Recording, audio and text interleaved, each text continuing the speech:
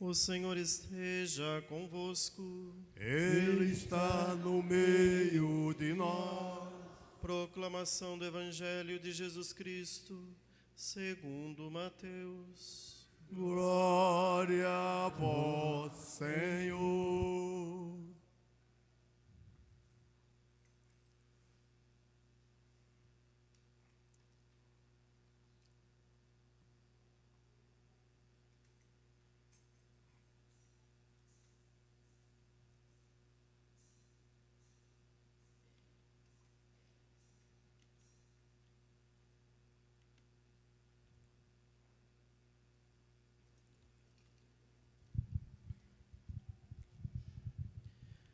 Naquele tempo, vendo Jesus as multidões, subiu ao monte e sentou-se.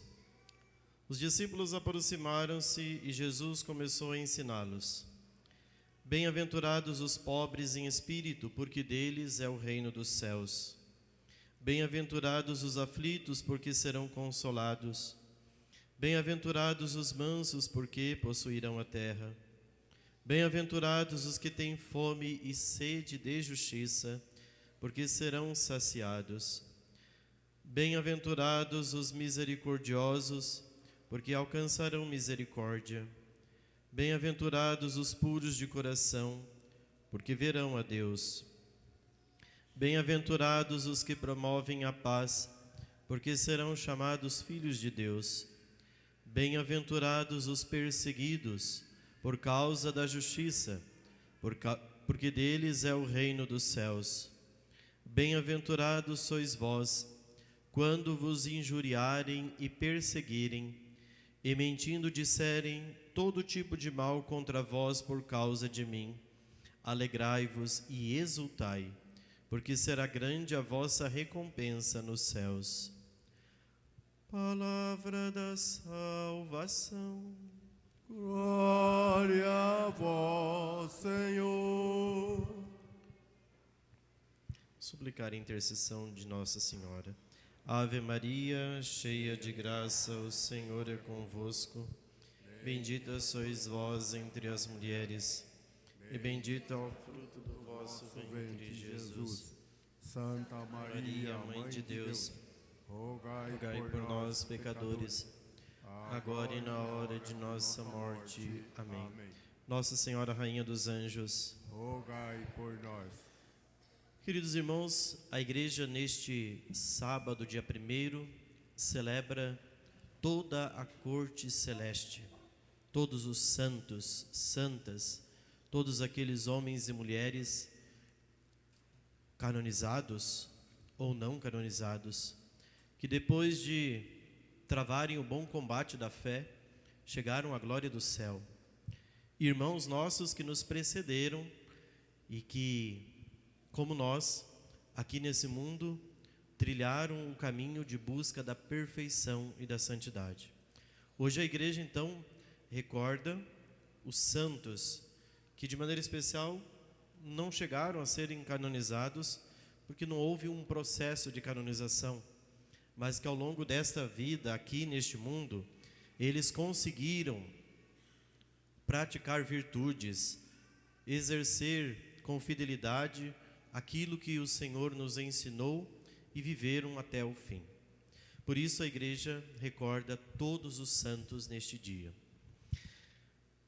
Quando nós celebramos no início deste mês de novembro todos os santos, a Igreja também faz um convite a todos nós para que a gente possa trilhar o mesmo caminho que os santos fizeram, que é a santidade.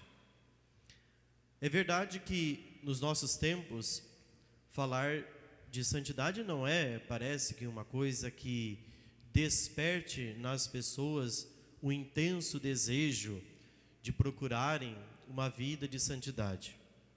Há muitas pessoas que acham e se consideram despreparadas para viver o grande chamado de Deus para todos nós.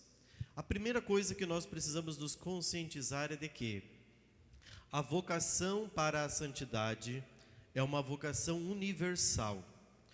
Todos somos chamados a ela.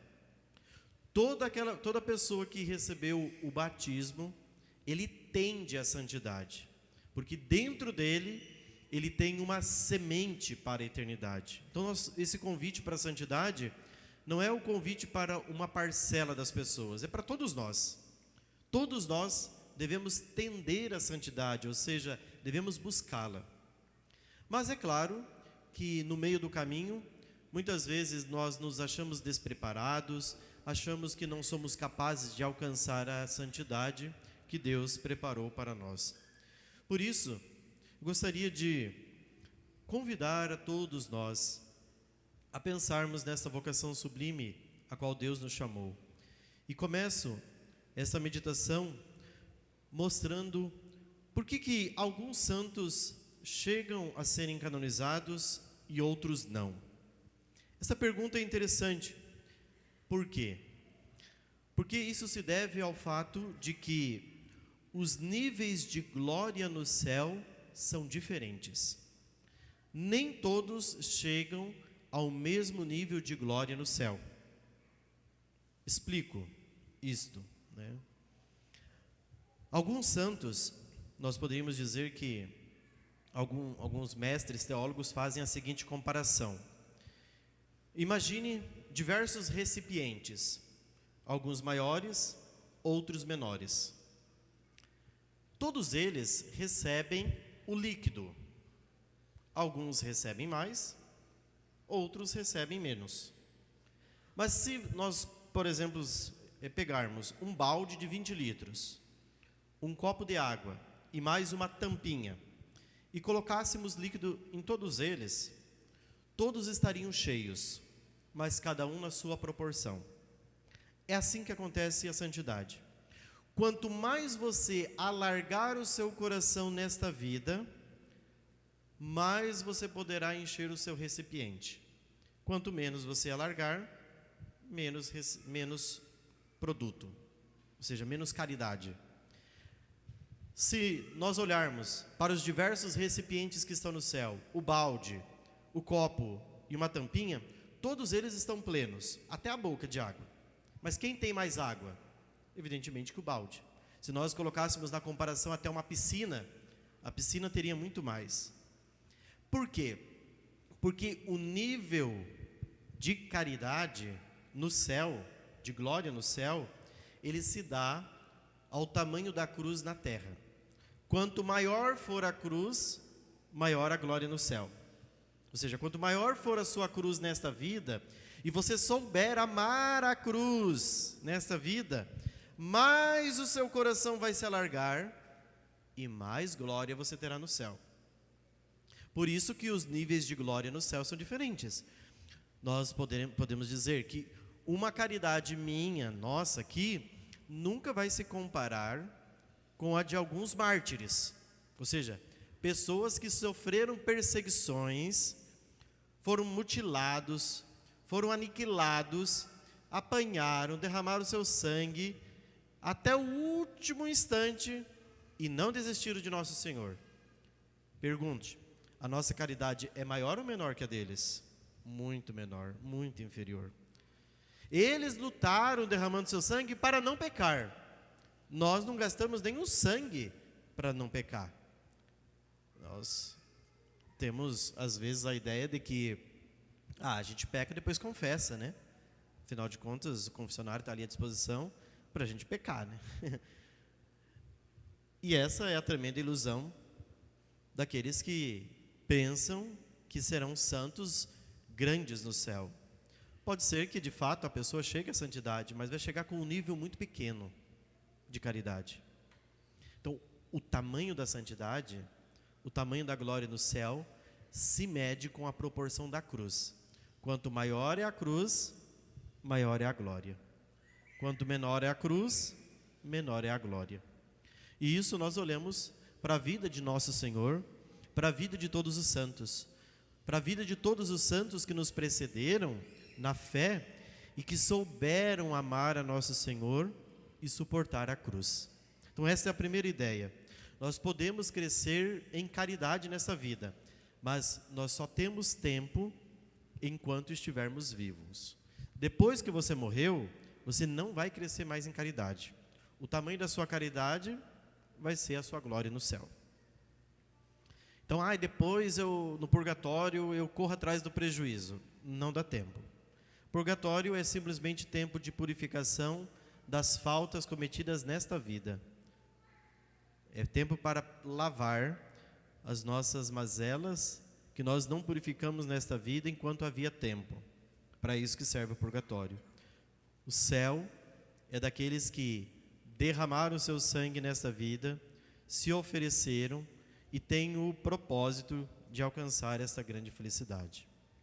Mas uma segunda pergunta: se os santos têm níveis diferentes de canonização, né? Porque alguns são mais corajosos, outros menos corajosos. Quem promove a canonização de um santo? Quem promove a canonização de um santo é Deus mesmo. A igreja só estabelece um processo canônico para ver as virtudes dos santos. Mas quem estabelece que um santo é Deus. Por quê? Peguem, por exemplo, o exemplo extraordinário que foi Santa Teresinha. As próprias irmãs não reconheciam em Teresinha nenhuma santa. As irmãs que conviveram com ela não achavam que Santa Teresinha era santa. Quem fez Teresinha e elevou Teresinha à glória dos altares foi Deus. Através do quê? Através da glória e dos milagres que Deus dispensou por meio da intercessão desta pequena menina. Então, quem faz um santo não somos nós, é Deus quem faz um santo. E os santos são os instrumentos para que Deus seja glorificado. Por isso que nós católicos não temos medo de dar devoção verdadeira aos santos. Porque o culto que nós prestamos aos santos não é um culto de latria. A palavra latria significa adoração. O culto que nós prestamos aos santos é um culto de dulia. E o que significa a palavra dulia? Respeito. É um culto de respeito. Respeito por quê? Porque Deus quis ser glorificado naquele santo. Quando nós glorificamos os santos, nós estamos glorificando a Deus. Porque Deus é o autor da glória, Deus é o autor da santidade, e é Deus quem faz resplandecer na vida dos santos o testemunho, os milagres, as graças e tudo mais. Então, quando nós prestamos culto aos santos, nós temos que nos libertar de todo o espírito de protestantismo, né? Graças a Deus os católicos já superaram, né? Ainda é difícil estabelecer diálogo com o protestante, porque eles param em algumas coisas. A doutrina dos santos, a doutrina a respeito da Virgem Maria e mais alguma coisa, né? Talvez alguma coisa na doutrina da graça, que Martim Lutero revolucionou. Mas no que tange as outras coisas, não há. O culto aos santos, guarde bem isso, é Deus quem faz um santo e é Deus quem manifesta a sua glória na vida dos santos. Então isso tem a ver conosco, meus irmãos. Se Deus é quem manifesta a glória nos santos, nós precisamos também deixar que Deus manifeste a sua glória na nossa vida. E Deus quer manifestar a sua glória na nossa vida, mas nós precisamos nos abrir docilmente à graça de Deus, para que Deus nos faça santos. É verdade que é muito difícil às vezes pensar na santidade, porque, como Santo Tomás de Aquino recorda, tem um empecilho tremendo que nos atrapalha de sermos santos. E sabe qual é o maior empecilho que nos impede de alcançar a santidade? Somos nós mesmos. Você é o único instrumento que te atrapalha na santidade. Às vezes nós pensamos que a culpa é sempre dos outros, né? O meu matrimônio não é mais santo porque o outro é culpado. Ou eu não chego à santidade na minha paróquia porque tem algumas pessoas que me atrapalham de ser santos. Não. Só existe uma pessoa que está te atrapalhando, é você mesmo. Você estraga tudo. Porque é você que quer estar no controle, porque é você que quer fazer a santidade do seu jeito, é você que não obedece os mandamentos divinos, é você que não segue as leis de Deus, é você que quer seguir sua consciência através de critérios meramente humanos e psicológicos. Não, se nós queremos ser santos e desejamos, nós precisamos, em primeiro lugar, meus irmãos, ser obedientes a Deus e tremer quando nós desobedecemos a Ele. Na oração do Pai Nosso nós dizemos, para que seja feita a vontade de Deus. E nós queremos que essa vontade seja feita na nossa vida, mas para que esta vontade aconteça, nós precisamos obedecer a Deus em tudo, em tudo. Não é somente naquilo que nos é mais fácil e apetecível. É preciso obedecer a Deus em cada pequeno detalhe. E às vezes a corrupção está instaurada no nosso coração de tal modo que nós damos muita brecha para o demônio fazer arruaça na nossa vida.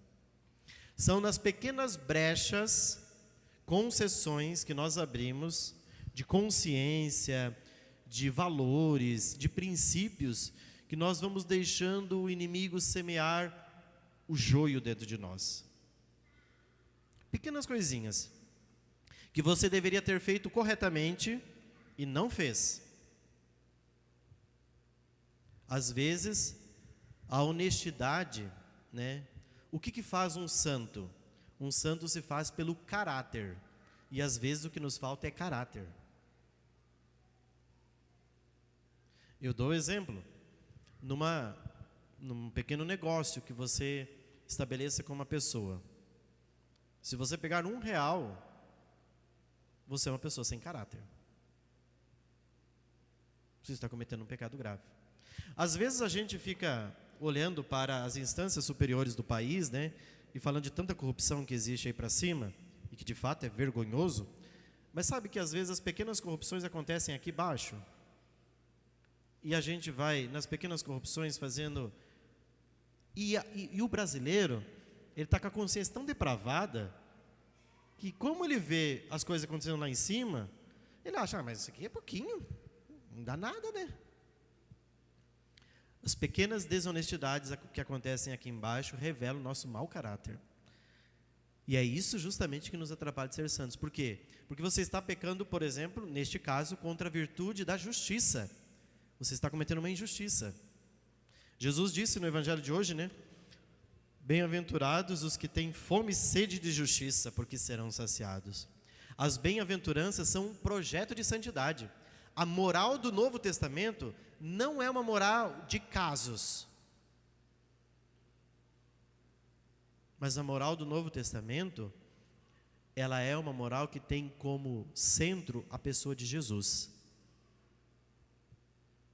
E tendo Jesus como centro, esta pessoa precisa mudar o nosso jeito de viver nas pequenas coisas, nas pequenas corrupções que acontecem na nossa vida, nas pequenas coisinhas que a gente vai dando jeito e vai fazendo, né? Então, entendam, a nossa consciência precisa ser uma consciência mais clara, consciência mais reta. E para que uma consciência seja reta, exige-se estudo. Precisa estudar. Porque não tem como endireitar a consciência se você não estudar. Como que você vai endireitar uma consciência defraudada durante muitos anos de vida? Uma consciência totalmente turva, torta, que viveu a vida inteira fazendo coisas erradas. Você precisa conhecer a verdade e para isso você precisa estudar. Para que você conheça a verdade e saia do erro. Ah, mas a gente pode continuar assim mesmo, não precisa estudar, não. O problema é que o mundo, para que tenha presas fáceis de serem dominadas, é só preciso de uma única coisa, que a humanidade seja imbecil, burra. Quanto mais imbecil uma humanidade se torna, mais fácil de colocar no cabresto e dominar. Os grandes regimes ditatoriais por aí sobretudo o comunismo, o que você faz? Tira o livro das pessoas, tira o conhecimento das pessoas, né? E deixa as pessoas a bel prazer. As pessoas vão ficando fáceis, você dá pão e circo para o povo se diverte, se delicia, e as pessoas ficam fáceis de serem dominadas. Muito fáceis de serem dominadas. Então nós não podemos ceder, nós precisamos conhecer. Conhecer cada vez mais para que a gente se liberte. E os santos não são pessoas desorientadas e despreparadas, muito pelo contrário. Foram pessoas que, na sua pequenez, na sua simplicidade, fizeram de tudo para serem obedientes e agradar a Deus e não aos homens. Que nós nos inspiremos, meus irmãos, no testemunho dos santos que nos precederam, na fé, para que a gente almeje, deseje sermos santos. Que a gente saia dessa corrupção barata, da qual vive nossas consciências, fazendo pequenas coisas aqui embaixo, mal feitas. Não se dê o direito. Corte todas as coisas, porque você nunca vai transbordar a graça desse jeito. Se você for honesto, ao apertar um parafuso, você vai receber pela recompensa de ter sido honesto por ter apertado um parafuso. Mas o contrário também é verdade. É porque a pessoa pode ser honesta, né? Deixa eu trocar esse negócio aqui. Não, mas só preciso fazer um reparo, fica R$10. Mas trocando a peça fica R$150. A peça está mais ou menos, vamos tapear o outro. O outro não entende de nada, eu troco a peça. Entende? São essas pequenas desonestidades que está muito incutido na mente do brasileiro, né? E que a gente faz e acha que está fazendo bem, mas a gente está pecando contra o 7º mandamento. Nós estamos roubando as pessoas. E é coisas que às vezes não aparecem com frequência no confessionário, né? Às vezes aparece com muita frequência pecados contra o 6º mandamento. Graças a Deus que aparece, que as pessoas confessam, né?